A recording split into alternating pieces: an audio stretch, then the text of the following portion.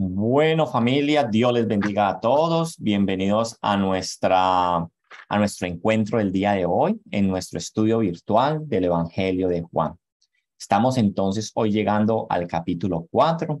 Ya terminamos hace 8 días, si no estoy mal, o un poquito más, el capítulo 3. Para empezar en el día de hoy, yo los quiero invitar a que hagamos una oración y le entreguemos este tiempo al Señor y que sea el Espíritu Santo dirigiéndonos en este tiempo de estudio de la palabra de Dios. Mi buen Señor, gracias te doy en esta noche por cada uno de los que están aquí conectados, Señor. Yo aún te doy gracias, papá, por los que se han estado conectando, que no están en este momento, Señor. Permítales, Señor, que se puedan conectar más tarde o puedan aún ver o escuchar, Señor, esta clase del día de hoy en diferido, Dios. Te pedimos, Señor, para que sigas tú, Señor, abriendo las mentes, los corazones, Señor, de las personas, que seas tú, Espíritu Santo de Dios, provocando esa hambre y esa sed por recibir más de la palabra de Dios. Que no seamos cristianos que nos conformemos con cualquier bocadito, sino antes que queramos profundizar, bogar mar adentro y aprender más de las profundidades tuyas. Mi buen Dios, te pedimos que seas tú en este día tomando el control, que seas tú, Espíritu Santo, llevando entonces a que hoy se exponga fielmente tu palabra en este tiempo de estudio. Quédate con nosotros en el nombre poderoso de Cristo Jesús. Amén. Bueno, vamos entonces en el día de hoy a iniciar el capítulo 4.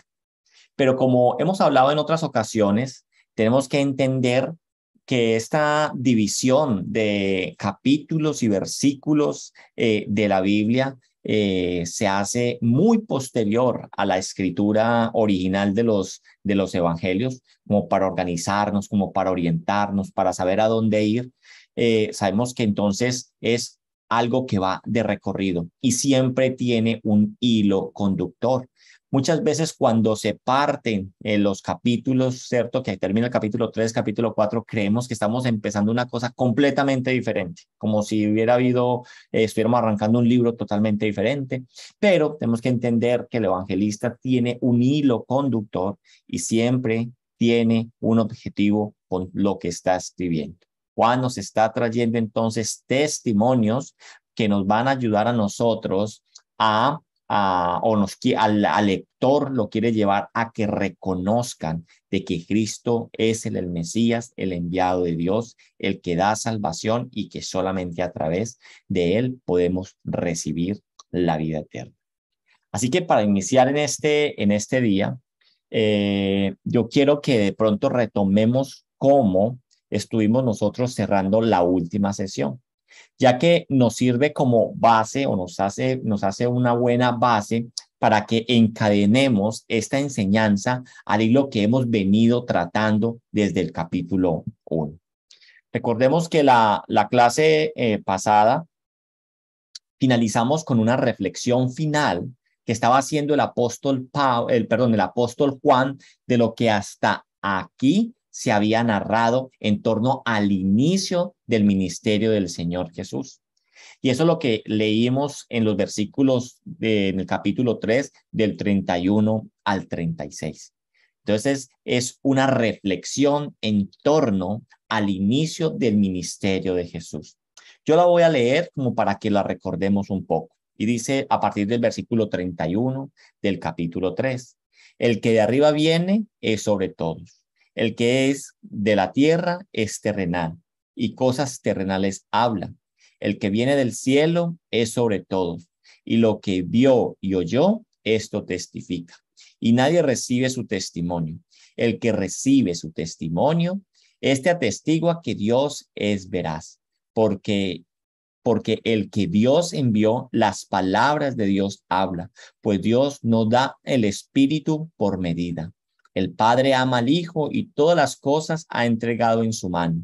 El que cree en el Hijo tiene vida eterna, pero el que rehúsa creer en el Hijo no verá la vida, sino que la ira de Dios está sobre él. Con la explicación entonces de cada uno de estos versículos, nosotros finalizamos la clase pasada. Estuvimos enseñando qué nos decía cada uno de estos versículos, qué quería el apóstol Juan al escribir esta reflexión acerca del principio del ministerio de Jesús. Con esto entonces, sí estamos terminando un primer bloque del Evangelio de Juan, que es como llamado el principio del ministerio de Jesús. Y por eso entonces viene esta reflexión. Y en esta reflexión nosotros nos encontramos o podemos rescatar algo muy dramático, ¿cierto?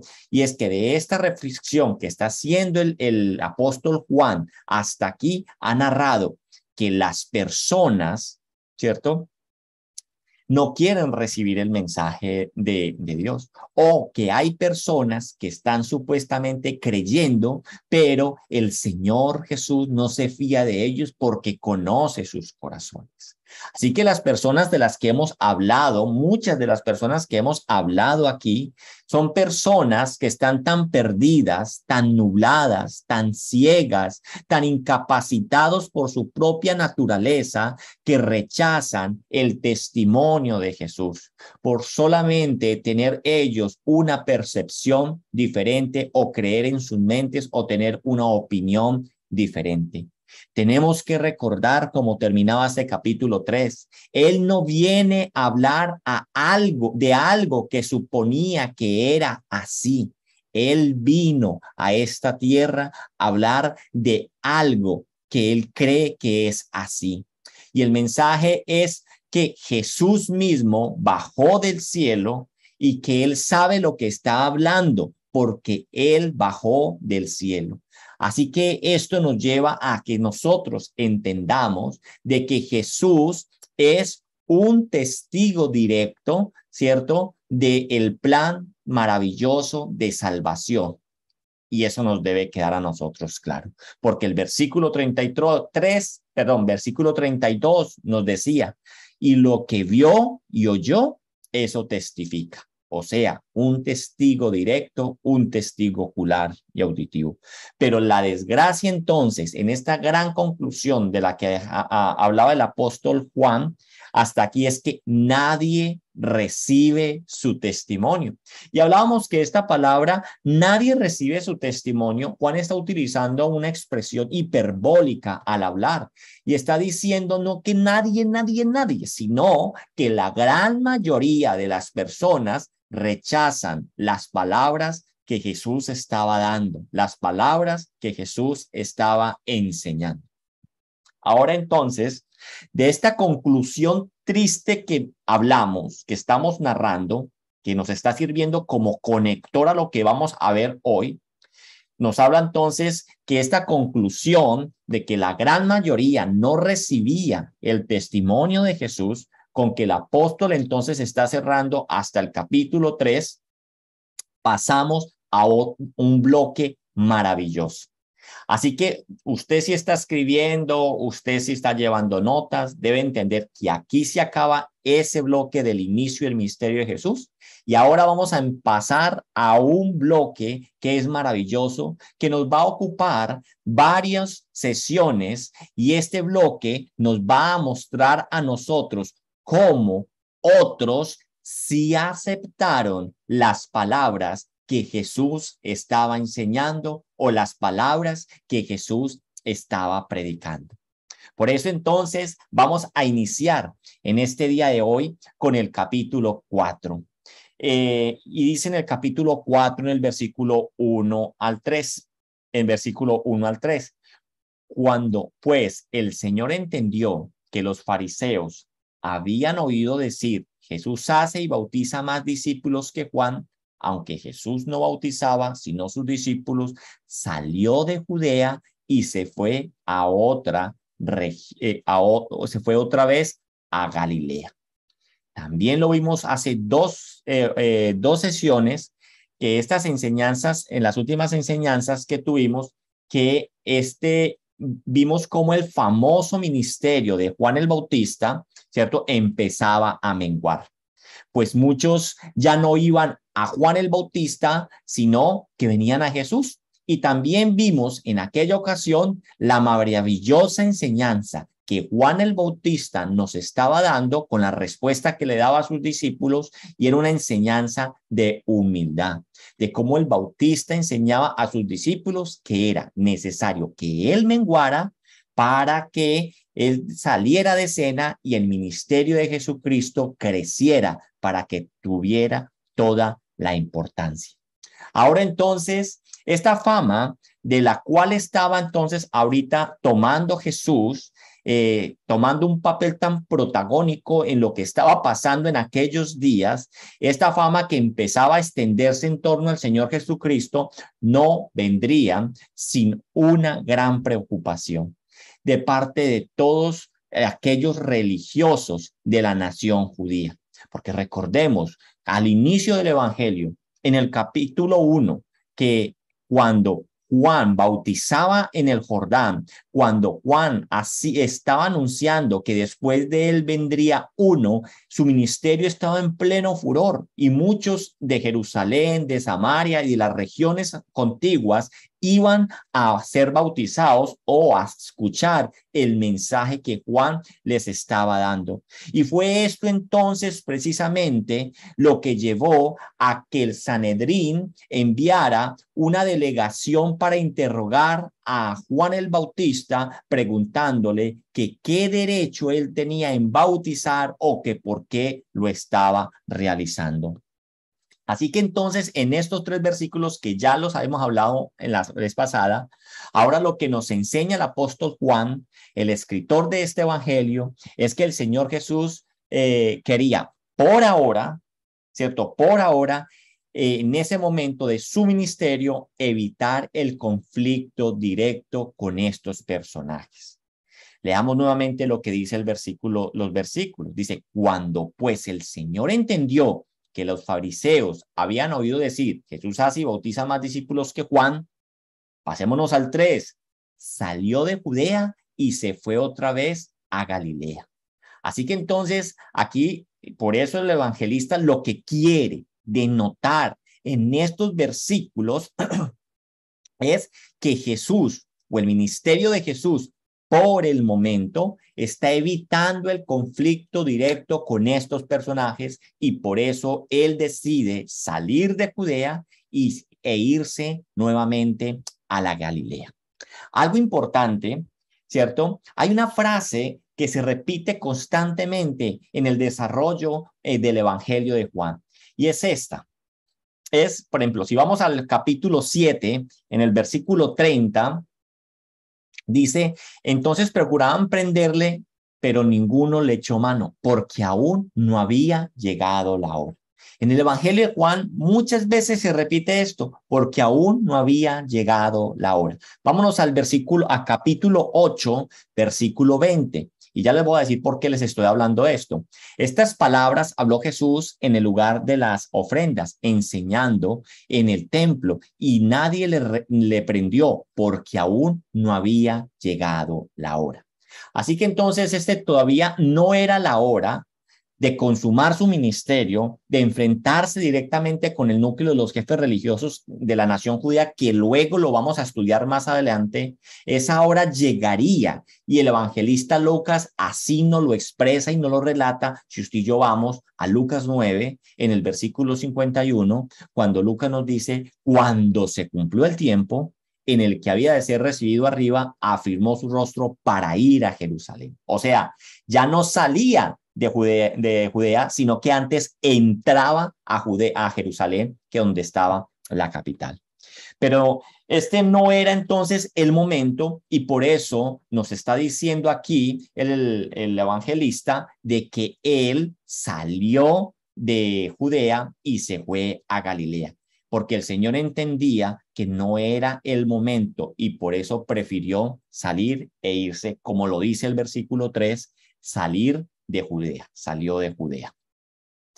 Ahora, Jesús sale de Judea, ¿sí? Y se dirige ¿a dónde? ¿A dónde se está dirigiendo Jesús? Vámonos al versículo entonces 4, el versículo 3. Salió de Judea y se fue otra vez a Galilea. Pero para ir a Galilea, ¿cierto? Debía pasar por una región que por ende era que por cierto, era una región menospreciada por los judíos. Si usted se va al capítulo 4, dice, y le era necesario pasar por Samaria. Samaria. Entonces Jesús iba a Galilea, pero él le era necesario pasar por Samaria. Jesús sale entonces de la región de Judea y se dirige ¿a dónde? De primerazo podemos decir, se dirige a Galilea, pero en sí Jesús está dirigiendo ¿a dónde? A Samaria. Y para entender entonces lo que vamos a leer de aquí en adelante, para poder entender lo que sigue, con todo el peso del significado de lo que vamos a leer, nosotros debemos ir a posicionarnos, nosotros debemos ir o debemos trasladarnos al siglo primero, de donde entendemos y debemos entender por qué los judíos menospreciaban a los samaritanos. Sí, en otras palabras, debemos entender el aspecto cultural, religioso, político del siglo primero para así entender entonces quiénes eran verdaderamente los samaritanos y cuál era el entorno en el que Jesús se estaba moviendo a la hora de ir allí. Así que vamos a mirar. Israel, cuando entró para tomar la posesión de la tierra de Dios, que Dios le había prometido a Abraham, a Isaac, a Jacob, para tomar posesión de Canaán, o sea, cuando ellos salen de Egipto, están 40 años en el desierto y luego ellos entran y poseen la tierra prometida, allí ellos van a vivir 325 años como una serie de familias triviales, por tribus, ¿cierto? Los de Dan, ¿cierto? Los de Judá, los de Isaacar, ellos viven en forma de familias triviales unidas por el pacto hecho con Dios durante el desierto. ¿Listo? Pero no tenían en sí un gobierno unificado. Ellos tenían unos jueces, manejaban unos jueces, que hay veces vemos que la historia de estos jueces nos muestra a veces como si hubiera un caos en la forma en cómo se manejaban las cosas. Luego de esto, de los jueces de este tiempo de 325 años, luego viene un periodo de 120 años, en donde viven como un reino unido, ¿cierto? Por un rey, aparece el rey. Sí, ¿y quién es el primer rey de Israel? El rey Salomón. Luego el rey Salomón está el rey David, ¿cierto? Y el rey Salomón. Y aquí entonces Israel tiene todo su esplendor. Pero al morir Salomón, la nación entonces entra en una guerra civil, que no vamos a profundizar las razones, ¿cierto? Eso sería otro tema. Se divide entonces el territorio en dos grandes reinos, ¿cierto? Uno es el reino, uno queda al norte y otro queda al sur. En el reino del norte, ¿cierto? Era conocido como el reino del norte, así se llamaba. Y la capital del reino del norte era Samaria. Y en el reino del sur, ¿cierto? Era conocido como el reino de Judá y cuya capital era Jerusalén. Entonces, en el reino del norte, ¿sí? Cuya capital era Samaria, en el reino del norte, a causa del pecado, la idolatría principalmente e injusticia social, porque si usted y yo estudiamos todos los reyes que pasaron por el reino del norte, no hubo allí ni uno que hiciera las cosas rectas delante del Señor. Todos fueron malos. Pero si usted y yo analizamos el reino de Judá, el reino del sur, allí sí vemos nosotros que hubo unos reyes buenos, otros reyes malos, otros muy buenos y otros muy perversos. Eso allí varió. Pero en el reino del norte había una idolatría, ¿cierto? Tremenda. Se desviaron de las cosas que eran. Entonces, A causa de este pecado que el Señor les mandó muchos profetas, profetas muy especiales, anunciándoles que se arrepintieran, que se volvieran de sus pecados, ¿cierto? Porque o si no el Señor los iba a exterminar, pero ellos no se arrepintieron, no se devolvieron de sus malos caminos. Entonces, en el año 722 antes de Cristo, ¿cierto? Fue destruido por los asirios. Y una característica de los asirios cuando tomaban o conquistaban otras regiones era que ellos tomaban los habitantes de esta región, la mayoría de los habitantes de esta región, y se los llevaban a otra región. Y así sucedió en el Reino del Norte. Y entonces, cuando sucedió esto en el Reino del Norte, la mayoría de los habitantes fueron llevados a otra región y allí entonces llegaron personas para pues, llenar ese espacio que había quedado. Y estas personas que llegaron, ¿cierto? Se unieron con los pocos originales que habían quedado del Reino del Norte o de la nación de Israel, allí en la parte de arriba, ¿sí? Se unieron entre ellos, ¿sí? Y el Señor les había dicho a ellos que no se unieran con otras naciones, que permanecieran ellos en santidad y limpios porque Él era el único Dios y el Dios de ellos, que Él le iba a hacer a ellos como Dios y ellos le iban a hacer a Él como pueblo. ¿Y qué pasó entonces con esta repercusión? ¿Qué pasó? ¿Qué repercusión hubo con esta unión de culturas, con esta unión de los de el Reino del Norte, de estos israelitas, con las personas que vinieron a habitar allí? Y aún, ¿cierto? También los que se fueron no se conservaron en mantenerse entre ellos mismos, sino que también se mezclaron con otras personas. Vámonos a Reyes, a la palabra de Dios, en Segunda de Reyes 17, del 29 al 31. Dice, pero cada nación se hizo sus dioses y los pusieron en los templos de los lugares altos que habían hecho los de Samaria. Cada nación en su ciudad donde habitaba. Entonces, esto es lo que estaba sucediendo. Pero dice también, hay otros versículos, dice que también, entre comillas, creyeron y siguieron adorando a Jehová. Como quien dice, el que reza y peca, empata. Vámonos al Segunda de Reyes 17, 25, y dice, aconteció al principio, cuando comenzaron a habitar allí, que no temiendo ellos a Jehová, envió Jehová contra ellos leones que los mataban. En el versículo 28 del mismo capítulo 17 de Segunda de Reyes dice, y vino uno de los sacerdotes que habían llevado cautivo de Samaria y habitó en Betel y les enseñó cómo habían de temer a Jehová.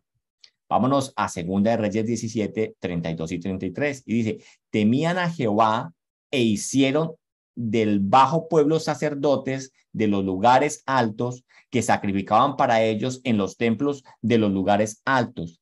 Temían a Jehová y honraban a sus dioses, según las costumbres de las naciones donde habían sido trasladados. O sea, mire la combinación que se empezó a dar fruto de esta unión que se hizo entre los del Reino del Norte con los que llegaron o los que se fueron con los que donde llegaron a habitar. ¿Cuál es la conclusión de lo que se llegó a generar allí en esta unión? Está en el versículo 41 de Segunda de Reyes 17 y dice, de lo que dice la palabra de Dios, así temieron a Jehová aquellas gentes y al mismo tiempo sirvieron a sus ídolos y también sus hijos y sus nietos, según como hicieron sus padres, así hacen hasta hoy. Así que entonces lo que vemos en esta nueva unión es personas, ¿cierto? Gente que que al mismo tiempo sirvieron a sus ídolos y también temieron, querían servirle a Dios. Los samaritanos entonces de la época del Señor Jesucristo son los descendientes de estas personas. Eran una mezcla tanto religiosa entonces y como étnica. O sea, aquellos que se creían seguidores de Jehová, pero de Dios, pero también una mezcolanza que los alejaba de lo que verdaderamente caracterizaba originalmente al pueblo de Dios. Y es por esa razón que los judíos menospreciaban a los samaritanos, porque no los consideraban puramente israelitas por esta mezcla que ellos hicieron. No los consideraban puros, no los desconsideraban descendientes de Abraham, sino que para ellos eran gentiles. Y tenemos que recordar cómo trataban los judíos a los gentiles. Ellos tenían un nombre para referirse a los gentiles, los que no hacían parte de su pueblo. Esos son los gentiles. Y a estas personas los judíos los llamaban perros, ¿cierto? O los llamaban perrillos, los llamaban así, de una forma despreciativa. Ahora, los samaritanos siempre vivieron con ese desprecio de parte de los judíos, por esto que les acabo de narrar. Y cuando, por ejemplo, también recuerde que luego los judíos, el reino del sur, también se fue al exilio, pero cuando los judíos empezaron a regresar del exilio, los habitantes de Samaria quisieron ayudarles en la reconstrucción del templo, porque de alguna manera ellos se sentían aún como israelitas, pero los judíos, por lo que ya hemos hablado, no los dejaron, y entonces los samaritanos construyeron su propio templo en uno de los montes, y en el monte donde construyeron uno de esos templos se llamaba el monte de Gerizimí, ¿cierto? Gerizim, perdón, de Gerizim. Y es precisamente la historia que vamos a leer a continuación, donde está el encuentro entre Jesús y la samaritana, sucede allí, en este monte Gerizim. Entonces, teniendo en cuenta esto, este desprecio que tenían los judíos por ellos en la época, en esa época cuando llegaban del exilio, también era la misma desprecio que tenían en la época del Señor Jesús. Ahora, entendiendo esta explicación acerca de la relación entre judíos y samaritanos, ahora entendiendo esto, vamos a entrar a narrar qué aconteció cuando Jesús iba hacia Galilea. Pero, ¿cierto? Nos dice el versículo 4, le era necesario pasar por Samaria. Versículo 4 del capítulo 4. Le era necesario no es porque no hubiese otro camino. Los judíos, por ejemplo, más celosos, si necesitaban ir de Judea a Galilea, ¿cierto? Ellos iban bordeando, ¿cierto? De tal forma de que no pasaran por esa región, de no pisar esa tierra, así a pesar de que les tocara caminar mucho más. Ellos eran tan celosos que no tomaban la vía más directa, sino que iban atravesando y esto les tomaba más tiempo. Así que entonces esta palabra que nos habla acá el apóstol Juan, el le era necesario, nos refiere entonces a que no hubiese otra ruta, se refiere a otro tipo de necesidad.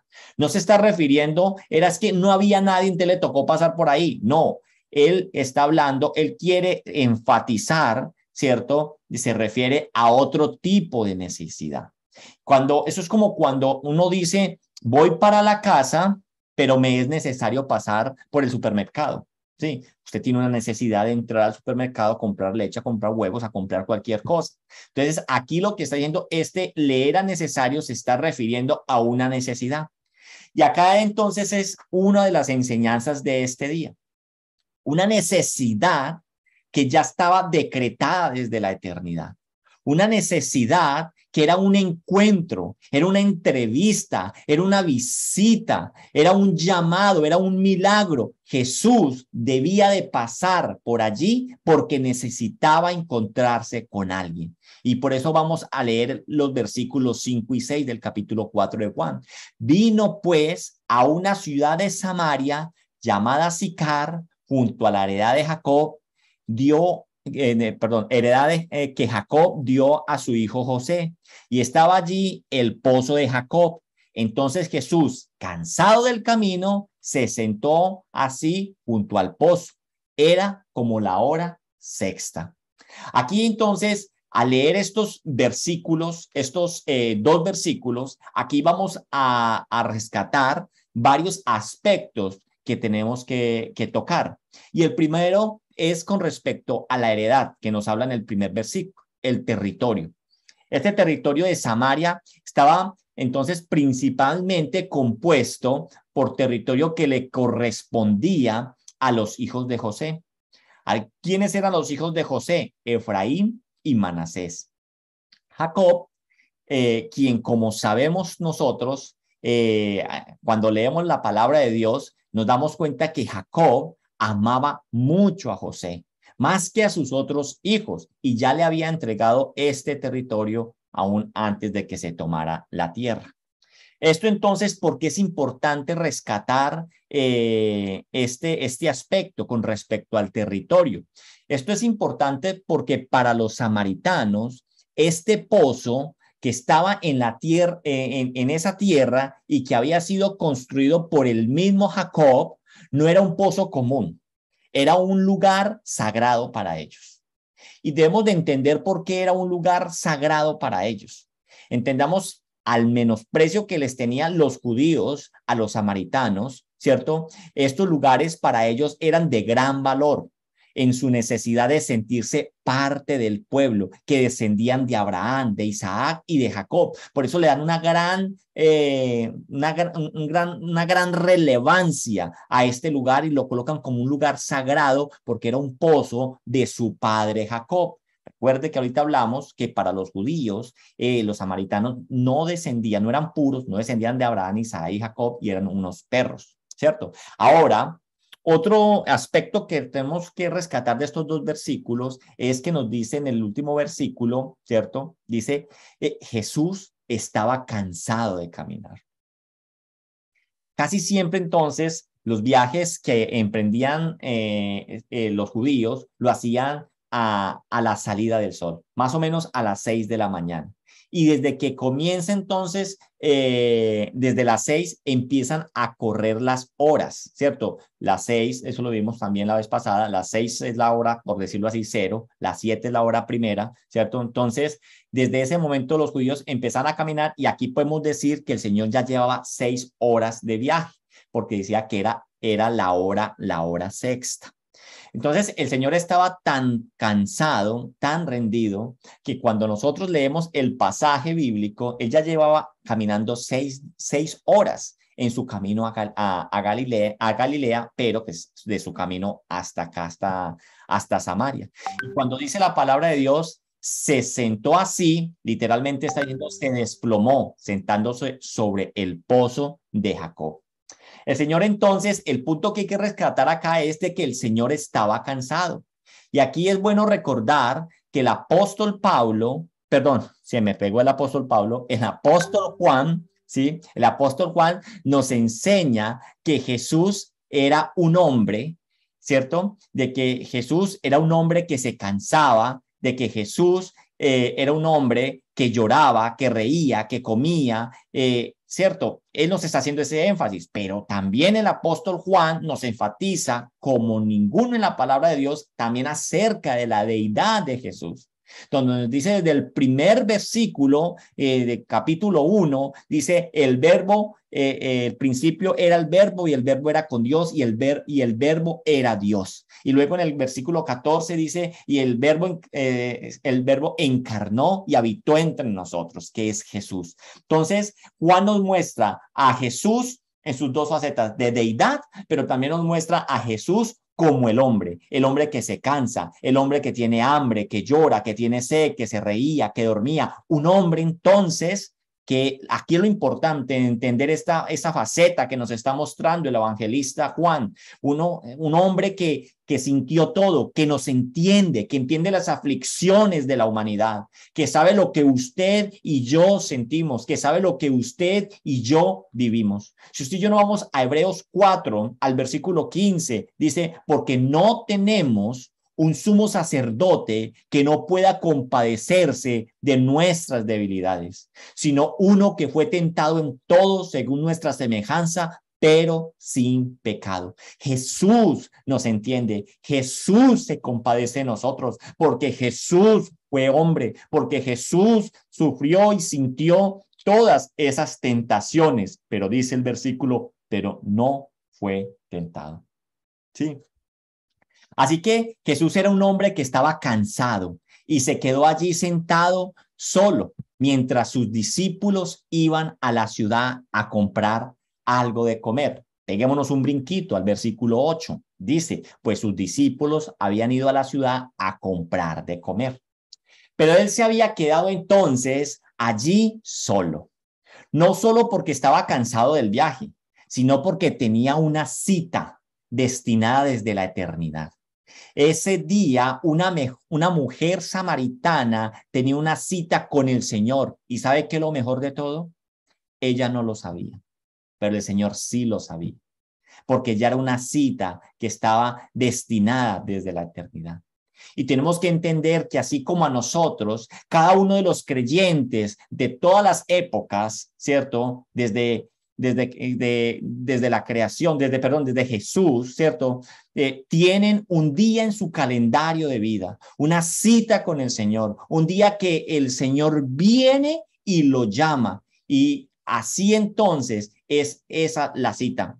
Nosotros no sabemos, pero el Señor nos está buscando y nosotros ni siquiera entonces lo sabíamos. Si usted vamos al versículo 7 y dice, vino una mujer de Samaria a sacar agua y Jesús le dijo, dame de beber.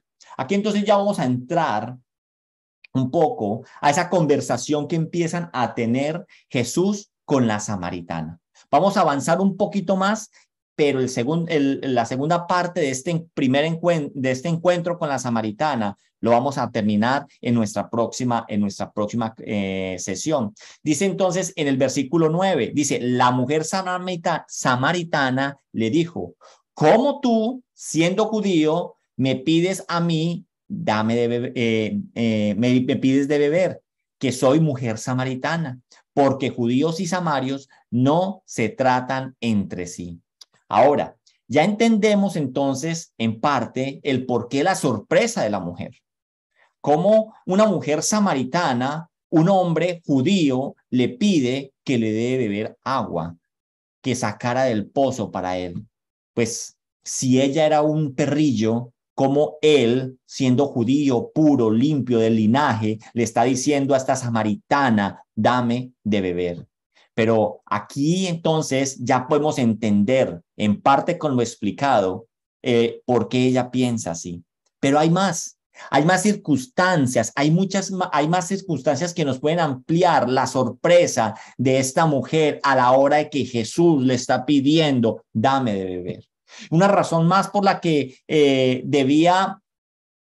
por cual ella queda sorprendida era porque Jesús, no solamente por ser judío, era un rabino, era un maestro, y a un maestro se le estaba prohibido hablar con mujeres en la calle. Esto era prohibido por las costumbres de ellos mismos, que un maestro, ¿cierto? Un rabí no podía hablar con una mujer en la calle. Así que un judío que además era tenido como rabino, tenía otra característica, era que no podía hablar con una mujer y más una mujer extraña. Acá también entonces tenemos que comprender con esto que era otro impedimento para Jesús. O sea, no solamente que ella fuera samaritana y pues toda la historia que hablamos, sino que él era un maestro y ahí entonces hay otra prohibición. Pero Jesús pasa por encima de cualquier perjuicio, pasa por encima de cualquier perjuicio social y religioso. Cuando tiene una cita con uno que le pertenece, Jesús no tiene ningún perjuicio, porque esa persona le pertenece y a él no le importa qué puede llegar a pensar las demás personas. Pero no solamente esto, hay otra razón, hay una razón más. Y dice, venir a sacar agua para los hogares era algo, un trabajo que les correspondía a las mujeres del hogar. Todos los días lo hacían. ¿sí? Y lo hacían y venían y se sentaban y era algo como social. Ellos salían, pero normalmente lo hacían en las horas de la tarde, lo hacían en las horas de la tarde, allí se reunían, sí, charlaban, sacaban su agua y se lo llevaban. Las mujeres sacaban a la puesta del sol, cuando ya no era mucho calor, pero miremos a qué horas está sacando esta mujer agua, al mediodía, cuando el sol está más fuerte. Entonces, ¿por qué? Porque esta mujer viene sola a mediodía, solitaria, ¿cierto? A sacar agua. ¿Por qué? Aunque hace parte de lo que vamos a estudiar más adelante, esta mujer no era una mujer de buena reputación. Porque si usted y yo brincamos al versículo 16 al 18, dice, Jesús le dijo, ve y llama a tu marido y ven acá. Respondió la mujer y dijo, no tengo marido. Jesús le dijo, bien has dicho, no tengo marido, porque 5 maridos has tenido y el que ahora tienes no es tu marido. Esto has dicho con verdad. Así que esto nos está mostrando que esta mujer no era una mujer de buena reputación. Y esto nos muestra que era una mujer adúltera. ¿Y por qué era una mujer adúltera? Porque los samaritanos tenían por sagradas, acuérdense que las raíces son las mismas raíces, tenían por sagradas en sagradas escrituras, las tenían los 5 primeros libros de nuestra Biblia, o sea, el Pentateuco, ¿cierto? Con algunas modificaciones. Y podemos entender por qué ellos solamente se quedaban con estas 5, porque los profetas, ellos no aceptaban a aquellos profetas después por lo que ya hablamos anteriormente. Pero al ser una sociedad basada netamente entonces en el Pentateuco, allí donde está la ley, una mujer, habiendo tenido 5 cartas de repudio conforme a lo que dice el Pentateuco, ¿cierto? Era una mujer repugnada también aún por la sociedad. Era una mujer impura. No era bueno las otras mujeres que las vieran con ella. Por eso entonces, además, al no quererse sentir repudiada, ella no salía a esa hora. Así que ahora comprendemos por qué venía a esta hora. Una mujer rechazada por la sociedad, una mujer, ¿cierto? Con un rótulo en su frente de pecadora, por lo que ella le va a contestar al Señor, pero eso lo vamos a ver más adelante. Entonces, a esta mujer, este judío que era rabino, Jesús, a esta mujer, el omnisciente Dios le dice, dame de beber. Qué tremendo esto. Cómo el Señor, a pesar de cualquier cosa, de lo que sea esta mujer, cuáles sean los impedimentos, cuán pecadora, cuán repudiada, cuán mala reputación tuviera, el Señor se acerca a ella y le dice, dame de beber. Porque cuando Jesús tiene una cita con uno de los suyos, Él va más allá. Él va más allá de los perjuicios sociales. Él va más allá de los perjuicios religiosos. Él va más allá de los perjuicios culturales. Él pasa por encima de todo perjuicio porque el Señor va detrás de cada uno de los suyos. Familia, hoy entonces vemos cómo el Señor nos está buscando a cada uno de nosotros. Y tenemos que darle gracias en nuestro corazón cómo Él nos encontró. ¿Y cómo fue esa primera cita que tuvimos con el Señor? Recuerde usted cómo fue tal vez ese primer momento, ese primer encuentro por Dios, que ya lo dijimos la vez pasada, a veces decimos que es que yo llegué al Señor por esta razón, ¿sí? Todo estaba planeado, porque el Señor, ¿cierto? Ya desde la eternidad ya tenía planeado una cita contigo, así como la tenía ya planeada con esta samaritana. Y luego vamos a ver cómo esta reunión con la samaritana se viene para una restauración y para que muchas más personas crean. Pues yo los invito a que de aquí a 8 días sigamos leyendo, sigamos estudiando este maravilloso encuentro en cómo Jesús empieza a hablarle y cómo esta mujer empieza a reconocer que Él es el Mesías. ¿Listo? Yo los invito a que oremos y le entreguemos este tiempo a nuestro Señor. Papá Dios, yo te doy gracias por esta reunión del día de hoy, por lo que tú nos permites estudiar. ¿Cómo, Señor, hoy podemos entender, Señor, lo que Jesús hizo para irse a encontrar con esta mujer samaritana? Parecía algo tan casual, algo como un encuentro ahí de la nada, pero ya estaba estipulado, ya estaba, Señor, organizado desde la eternidad.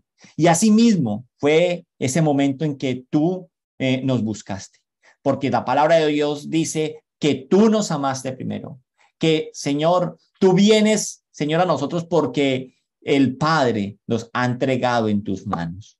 Yo te doy gracias, Señor, por las vidas de cada uno de los que están aquí conectados. Te pido, Señor, que permitas que cada uno de ellos aprenda, reciba, Señor, pero que no solamente diga, ay, qué tema tan lindo, sino que diga, ese tema lo tengo que colocar en práctica, tengo que aprender, tengo que valorar lo que el Señor ha hecho en mi vida, cómo me ha apartado, cómo me ha cuidado, cómo ha tenido misericordia de mí. Te pido, Señor, que tú permitas que tu Espíritu Santo esté en medio de nosotros y que seas Espíritu Santo de Dios el que nos convenza de toda verdad y nos conduzca siempre al Padre. Te alabamos, Señor, y te bendecimos y nos quedamos en tu presencia en el nombre de Cristo Jesús. Amén, amén y amén.